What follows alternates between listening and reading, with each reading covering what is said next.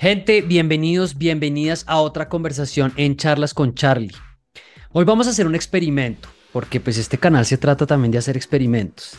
Hace rato yo había pensado en que quería hacer una entrevista en inglés. Hay gente muy interesante con la que quisiera que habláramos y que ustedes conocieran o que de pronto ya conocen, pero pues que no podemos hacerlo con intérprete, por lo menos hasta que llegue la inteligencia artificial y nos haga el trabajo y me reemplace también a mí. Entonces, vamos a hacer una charla en inglés y vamos a dejar un tutorial muy corto para que ustedes sepan cómo activar la traducción automática de inglés a español en YouTube y cómo pueden también agrandar la letra. Para las personas que siguen charlas con Charlie en Spotify, pues si hablan inglés no van a tener ningún problema, y si no, pues les diría que pasen a YouTube y la pueden seguir de esta manera y ahí vamos viendo cómo evoluciona esto. Bueno, para activar los subtítulos del video vamos a ir a la ruedita de configuración, damos clic en el apartado de subtítulos y ahí podemos escoger entre subtítulos en español y subtítulos en inglés. Luego, si queremos cambiar la apariencia de los subtítulos, ahí mismo en configuración, subtítulos, en la parte de arriba, como ven ahí dice opciones, ahí podemos escoger qué tipo de letra o qué color de letra. Podemos cambiar el tamaño de la fuente, como vemos ahí un 100% o un 150% o inclusive hasta un 400% si necesitan un tamaño de letra más grande. También se puede modificar el fondo de los subtítulos y la opacidad. Es realmente muy fácil. Así que quiero presentarles a una persona que además fue muy importante en un momento en mi carrera, con quien hace rato no hablaba, y me voy a pasar ya mismo a inglés, aunque pues mi invitado también habla español, pero creo que esto haría más difícil la conversación. Colin, welcome to my channel. It's a delight to be here at Charles con Charlie. What a thrill! Yeah, that's great. So Colin was my boss at Twitter. He was during a long time the vice president of the global public policy team. So we had to switch. We were at Mexico, you came to Bogota, to Brazil, although somebody else was in Brazil, in Argentina. So it was certainly a fun time. And now I was learning that you started your own consultancy on, of course, tech policy and regulation of social media, called the Crowell Group. I think we can start just there. What are you up to these days? And we can get on some other topics. Yeah, well, certainly. Well, as you mentioned, I'm acting as a consultant. I remain very interested in tech policy. Most of my career has been involved in that, either in government or in the private sector. And now I have an opportunity to assist companies and entities that want to impact policy in the technology space. So we are going to talk about several topics related to that, but I have to say, first of all, I'm very sorry for the Boston Celtics defeat, Colin. I know you're a big fan. For the people that don't know, the Boston Celtics lost the East Conference Final against Miami Heat. Can you give us a very short review of how was that series? Yeah, no, it's like picking at a wound right now for me. I know, I'm sorry, Carlos, but the Celtics dug themselves into a hole against the Miami Heat. They went down 3 games in a 7-game series, but just like the Boston Red Sox did against the Yankees in 2004, they came back to win 3 in a row to tie the series. But unlike the Boston Red Sox in 2004 against the Yankees, they lost the 7th game. And it was painful to watch. Yeah. It was a home game. But every bad habit and bad tendency they had at different points of the season in different positions all came together in one game to lose it quite badly to the Miami Heat. So credit to the Miami Heat, but as we say in Boston, there's always next year. There's always next year. Well, I have been fan of a team that has to repeat a lot that phrase, although it seems we're on a better run this year, but I know how that feels, and I don't want to pick any more that won't, but hopefully next year would be better. So Colin, let's start with the previous space that we shared at Twitter. I want to ask you for first a general outlook on how you're seeing things at Twitter. I was reading this week, you of course probably saw it, that they are saying it's worth 33% of the price that Elon Musk paid, which was $44 billion. So probably things are not looking so good, but I want to hear your initial thoughts on that regard. Yeah, no, I think there's widespread consensus that it's certainly not worth what he paid for. I think that's clear, and certainly his financial backers are underscoring that. Because it's now privately held, it's very difficult to know exactly what the financials are. There's very little transparency in a privately held company. By all accounts, though, advertising has not yet returned to where it was before he took over. And in part, that's one of the reasons why many people have suggested that that he has hired an advertising executive to be the new CEO, perhaps to help turn that advertising homework assignment in a way that's been to perform better. But at this point, it's his company to run. And I think for many people, they still find value in it. They may not like a lot of the changes, but you do see a migration where people are moving to some other social media alternatives. Now, whether they are deleting their Twitter account as they go or simply augmenting and adding alternatives as a bit of an experiment to see what they're like, I think the jury is out on those questions, but certainly there are new entrants in the space which we have not seen in many years. So before going into the competitors, because this is something also I would like to ask you about, touching on the point of the advertising model and the changes that Elon Musk made specifically, for example, regarding the authentication model, the verification scheme, it signals that perhaps he's starting to shift gears in terms of where does he feel the focus of monetizing the platform should be. So how do you feel the authentication changes went, and how do you see the new CEO trying to, I don't know, reshuffle the priorities and perhaps find a different stepping? Yeah, no, it's a great question, Carlos. And the good thing that occurred while we were together at Twitter is that they didn't ask the public policy people to make business decisions. But my feeling about it is that, Elon Musk is likely to experiment with different ways of monetizing the platform, and that's understandable. He's looking to generate revenue. He spent a significant amount for it. With respect to the paying for verification, while on the one hand one could see that as an avenue for raising revenue, we also know that the case for verification was also that it was a way of signaling publicly that the account was authentic and real and trustworthy.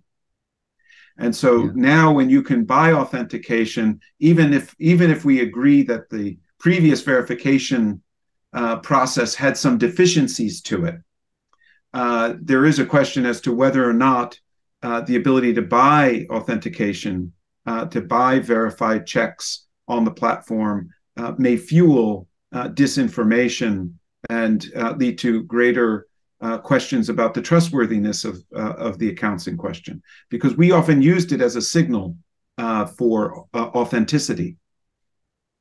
Yeah. Are you fearful? I want to talk about US politics in a bit, but are you fearful about the role Twitter might have in the US election on this specific issue of authentication, misinformation, and manipulation? I don't worry about Twitter, sort of specifically.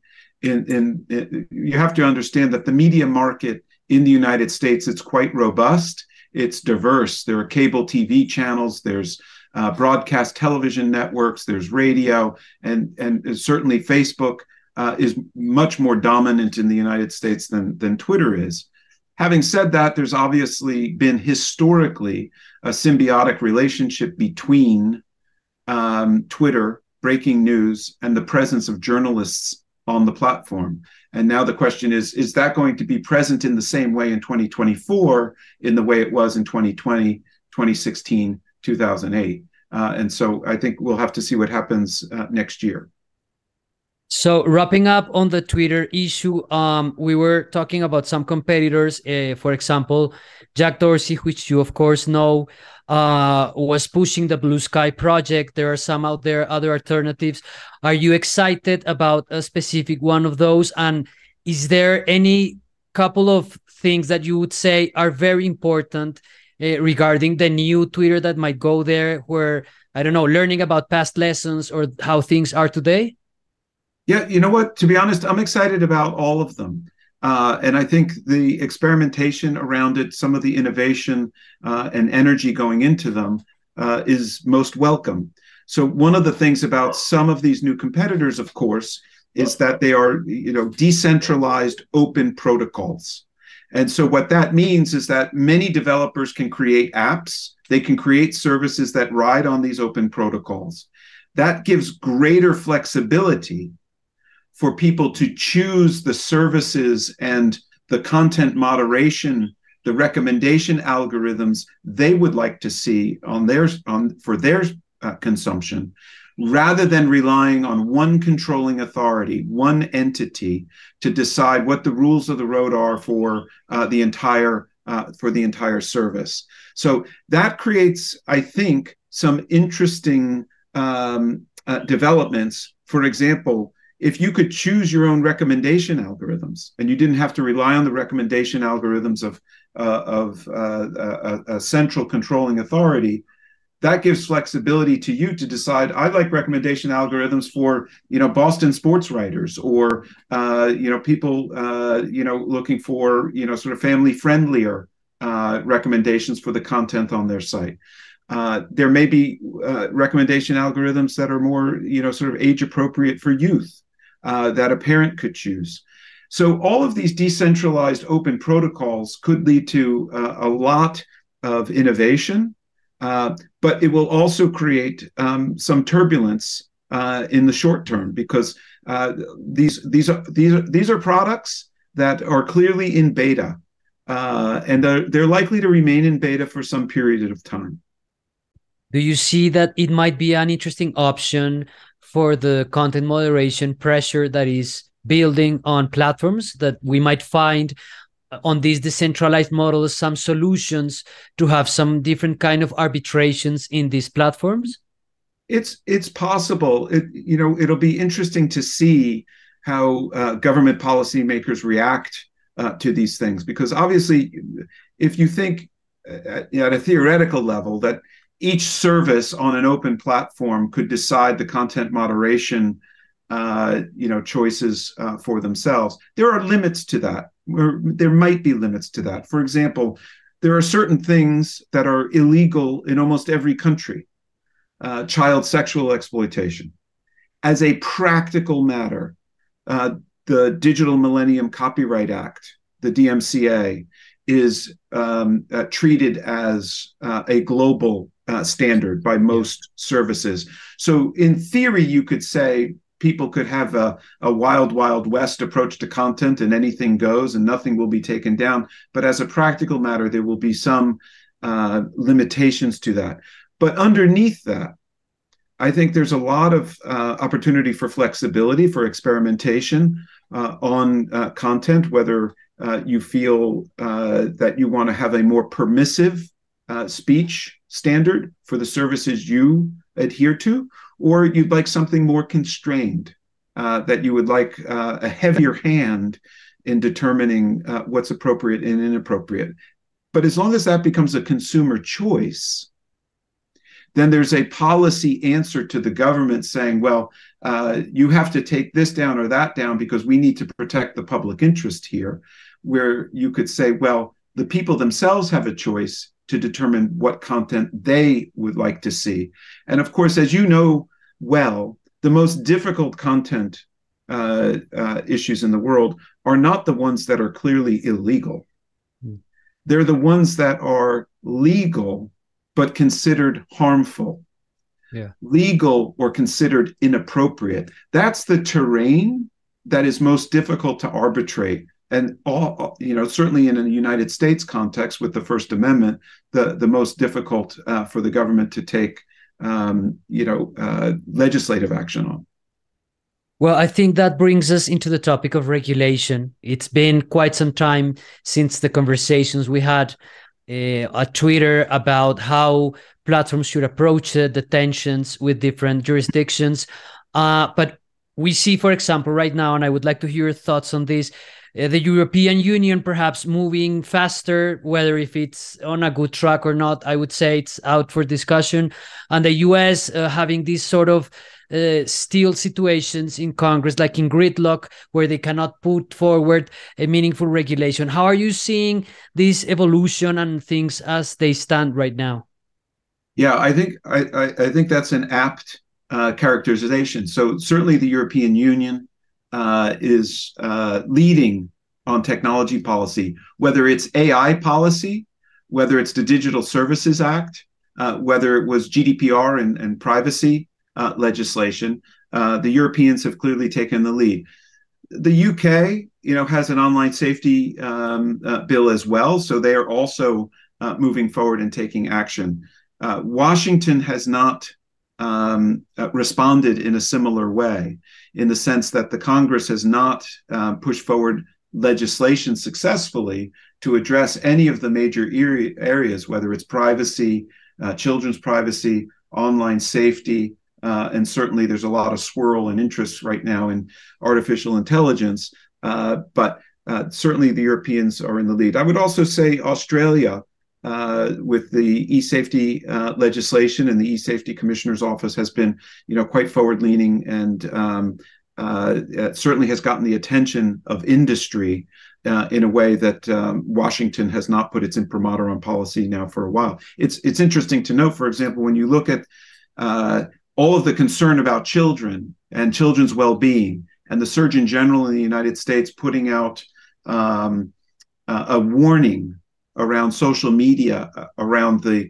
well-being of teens and the cognitive development of young people with respect to social media, that the Child Online Privacy Protection Act, which governs children 12 and under in the United States, is legislation from 1998. It's legislation I worked on as a staffer, almost 25 years ago. But it has not been updated. Now, there are proposals to update that. My old boss, Senator Markey, has a proposal to update that legislation. But that's a good example that, we've gone sort of 25 years since the last major legislation affecting internet privacy in the United States. I saw the report of the Surgeon General, which was very interesting. Oh, well, I didn't read it complete, but some of the coverage that was out there. And I would like to ask if you saw something that surprised you, because on the one hand, he's putting out some warnings about the effect of social media for teens. But on the other hand, he's saying as well, or the research that they're doing is also pointing out to the fact that it also has some beneficial effects for isolated communities or people, for example, from LGBT groups which are perhaps isolated or being discriminated under a physical environment. So would you say there's something out there that was important that you would like to underscore? Yeah, I thought that was a very good point, because I think it underscores the fact that the technology itself can be good or bad, depending on the context, depending on the user, depending on the amount of time they spend on it, right? Certainly we know collectively as a global community during COVID, it's important to get outside. It's important to exercise, and it's important to socialize. It's important to be present with other people. As human beings, we need that. Right. And so if you're just looking at a screen all day as a teenager, it's not surprising that the effect of that over time can be corrosive to your mental health, to your well-being. Right. It's intuitive. And certainly, parents, regardless of country or culture, see similar. Right. We're not that different, from country to country in this respect. And certainly with respect to our concern for teens. The Surgeon General's report did point out that there are positive benefits. And the Surgeon General's report also pointed out that more research would be welcome and needed to be done in certain areas to clarify certain aspects of what they're seeing. But the warning was clear. The Surgeon General doesn't usually take action like this and issue a call like this. So this is extraordinary that the Surgeon General has done it, and it certainly has gotten people's attention. Yeah, that was indeed surprising, and I would connect it as well to the recent case law that we saw from the Supreme Court, which left Section 230 largely untouched. For the people that don't know, Section 230 provides immunity to platforms for the content that their users produced.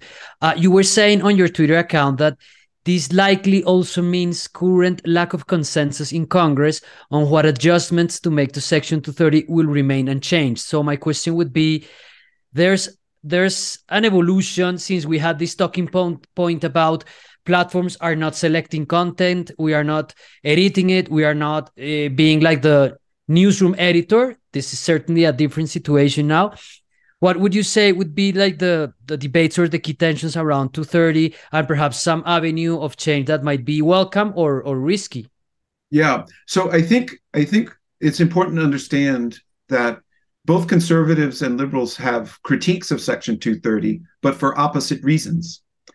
Which is what makes consensus so difficult, right? So in general, conservatives believe the platforms are hiding behind Section 230 to take down too much content, to remove constitutionally protected speech in the name of safety or harassment or dealing with disinformation. Liberals, on the other hand, feel like the companies in general are not taking down enough, that there's too much abuse, harassment, and disinformation out there, and they're using Section 230 as a shield in the same way. So that lack of consensus, given what the Supreme Court did not do, right, which was engage on it, means that remains unchanged.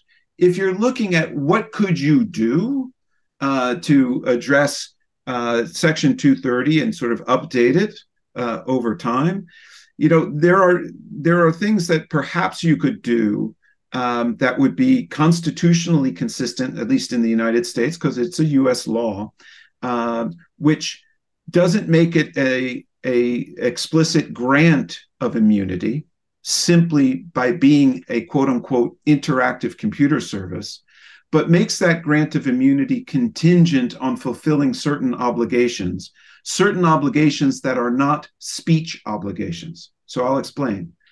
You could have an obligation, for example, that a company has to publish and publicly disclose its policies with respect to content removal, that a company has to have an appeals process for users aggrieved by content removal, that there has to be a transparency report on content removals and takedowns and notices filed with federal authorities every 6 months.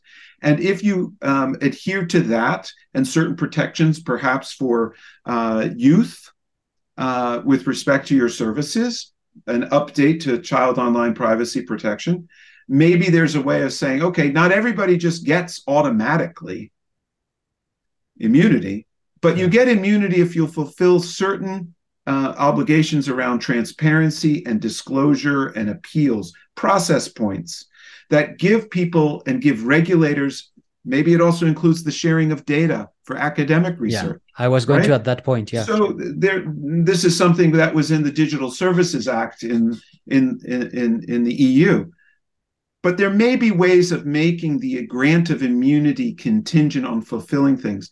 The problem historically is that if you try to make the grant of immunity contingent on speechy things, like having policies with respect to quote unquote inappropriate content, that becomes constitutionally suspect, and usually the courts don't like that in a U.S. First Amendment context. But if you keep it away from speech requirements, but on process requirements, there may be a way to have some improvements in policy generally and tying it to Section 230. The final thing that I would note about Section 230, which many people sometimes overlook, is that Section 230 does not apply to federal criminal law.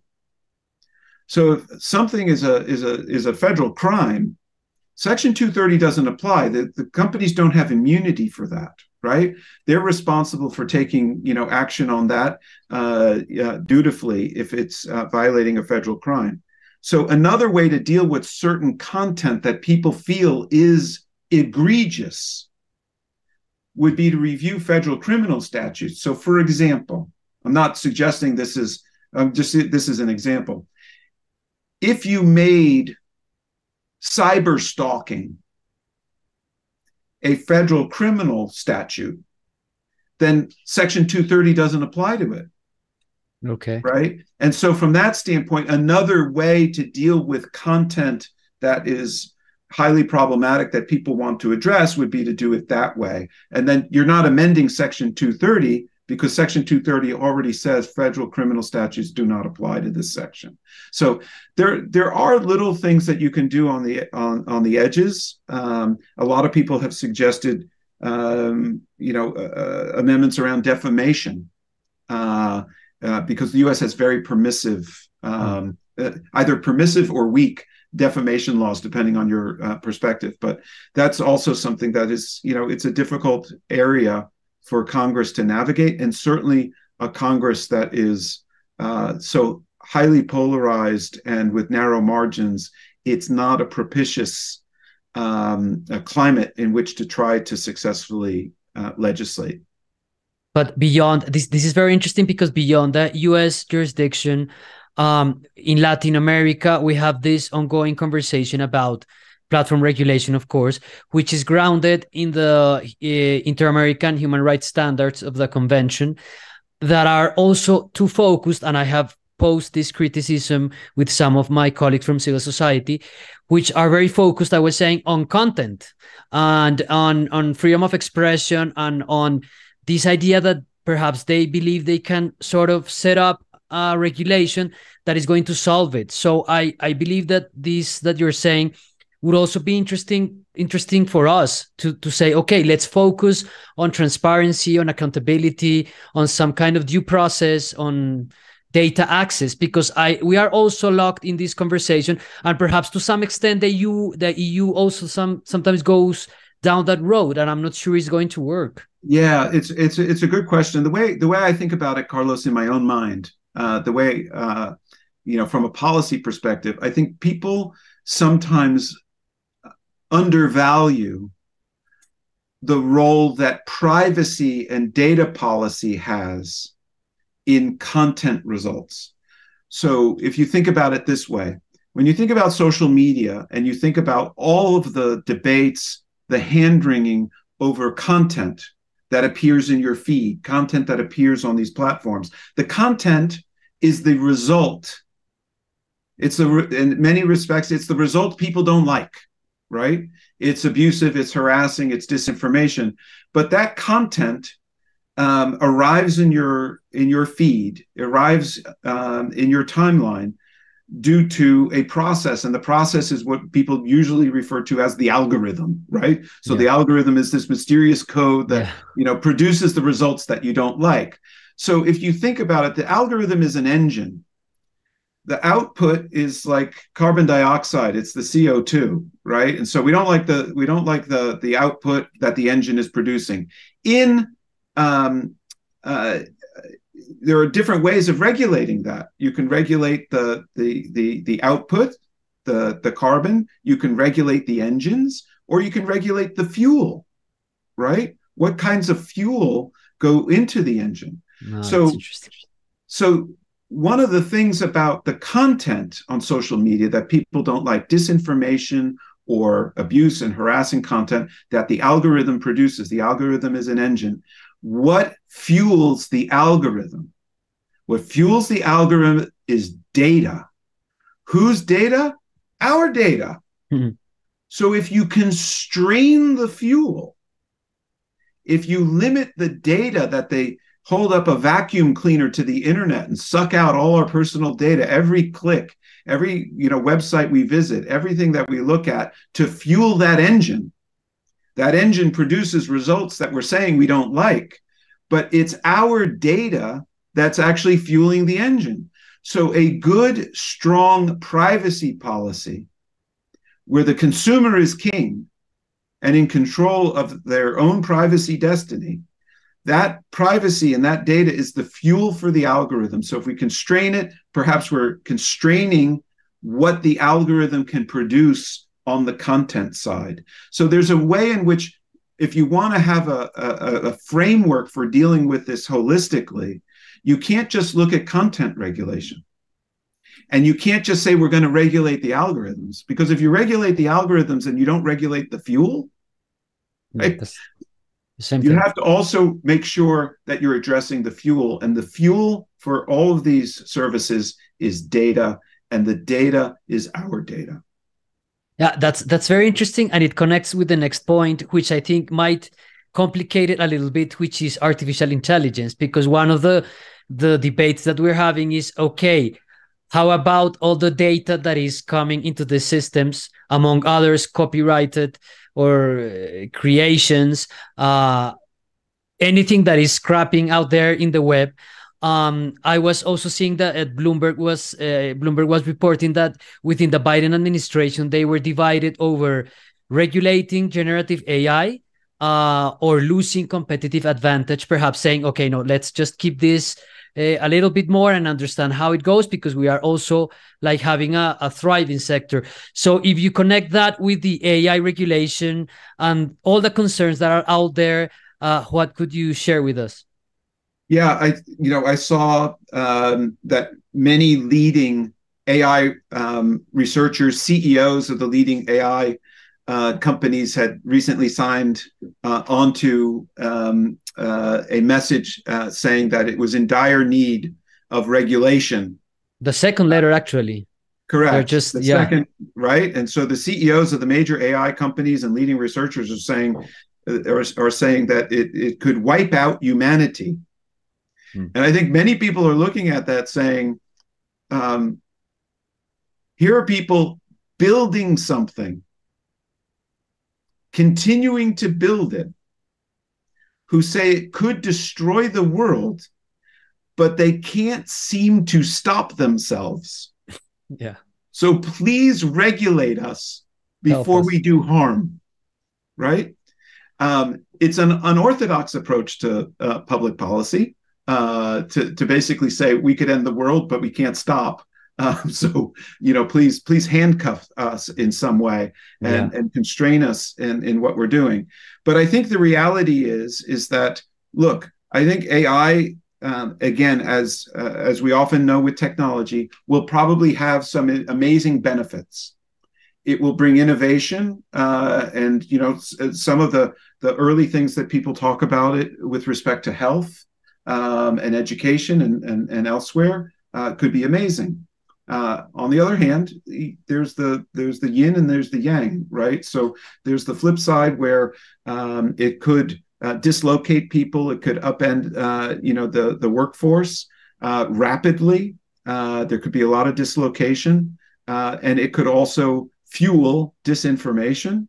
It could breed ever-growing chasms in lack of trust with institutions in democracies around the world. And so from that standpoint, it's problematic. It could get out of hand. When your doctor is a robot and it's using flawed data sets, good luck, right? And so there's no regulation, there's no controls, there are no guardrails. And so I think these researchers and the leading AI company CEOs and founders and others are saying, yeah, there's a lot we don't know. It definitely needs guardrails. So let's work on the guardrails that are there. There are also, as you appreciate, arched eyebrows of skepticism when the people who are already in the lead on AI are saying, please regulate, create very high burdens of regulation, licensing requirements. And it's like they want to pull the ladder up behind them, saying, we've got this privileged position as the leaders in AI, the same hegemony of leading companies in the internet space. And we like it the way it is. So we don't want to see an open source AI competitor. Yeah. We don't want to see those competitors. So there is some skepticism and some, snark on some of the commentary about that. But it's hard to know, because I don't think anybody really knows the contours of what AI will do, can do, and of course, with respect to this rapidly changing technology, rapidly evolving technology, where it will be in 6 months. Colin, it's always very interesting in talking to you and learning some of your thoughts on all these issues. I always ask our guests to leave us a recommendation of something that you're reading, a movie that you saw, or perhaps some kind of trip that you made recently that you want to share with us, because I know some people that watch us are in the US or, of course, are English speakers, and will enjoy a recommendation from you. So there's a documentary that I had the privilege of seeing, which is not yet released, but it's going to be released soon. It's actually going to premiere at the Tribeca Film Festival in New York next week. And it's a documentary about the siege of Sarajevo in the 1990s, and the conflict in the Balkans and ethnic cleansing. But it documents the multi-ethnic nature of Sarajevo, where you could have a mosque on one corner of the street, a synagogue across the street, and a church on the other corner. And in that context, you had a multi-ethnic, multi-religious populace that was being sieged from the outside. But the interesting thing about the documentary is that it focuses on the arts, the punk rock scene during the siege, where they would go underground to clubs and they would let off a little steam and enjoy punk rock music. But there's an amazing tie-in to the Irish rock band U2, which in its Zoo TV concert tour around Europe would beam in to concerts in Europe, Sarajevo TV, to give updates about this war and conflict in Europe that they prayed would never happen again, right? And it's sadly something that's very evocative of what people are seeing in Ukraine.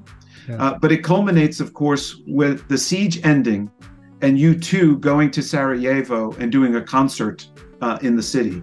It's an amazing documentary. Oh, that's very nice. When it comes out, I strongly recommend that people see it. Well, that's great. Thank you for your time, Colin.